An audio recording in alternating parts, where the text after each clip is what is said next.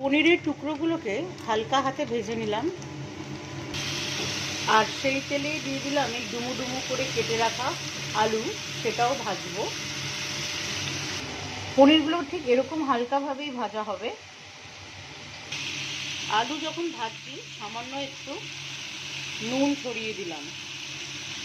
মিক্সিতে দিয়ে দিলাম একটা টমেটো, 5-6খানা কাঁচা লঙ্কা, অল্প আদা, আর তার সাথে ধনেপাতা।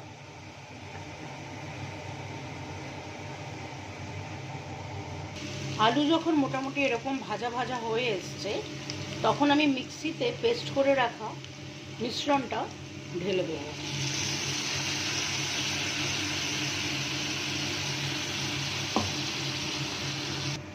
গুঁড়ো মশলা বলতে জিরের গুঁড়ো,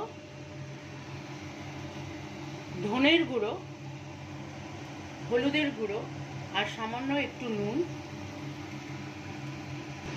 মশলাটা পুরো মাখানো হয়ে গেছে, আর মিক্সিতে একটু জল দিয়ে, কারণ মিক্সির গায়ে একটু মশলা লেগেছিল, সেই মাপ মতন জল দিয়ে দিলাম। গ্যাসের ফ্লেমটাকে কমিয়ে দিয়ে এবার 5 মিনিটের জন্য ঢেকে দেবো, যাতে আলুগুলো সেদ্ধ হয়ে যায়। ঝোলে যখন এরকম ফুট লাগবে, তখন ঠিক পনিরগুলোকে মিশিয়ে দেবো। পনিরগুলোকে মিশিয়ে দিয়েছি, আন্দাজ মতো নুন দিয়ে দেওয়া হয়েছে। নুন মিষ্টি এগুলো আপনারা আপনাদের আন্দাজ মতন করবেন। এটা একটু ফুট হলে আমার তরকারি রান্না শেষ। আজকে বানালাম ধনিয়া পনির, একদম ঘরোয়া পদ্ধতিতে। কিন্তু এই মুহূর্তে এখন আমি আবার 2-3 মিনিটের জন্য একদম গ্যাসের ফ্লেমটা একটু কম করে একটু ঢাকা দিয়ে দেবো। রান্না আমার প্রায় শেষই বলতে পারেন।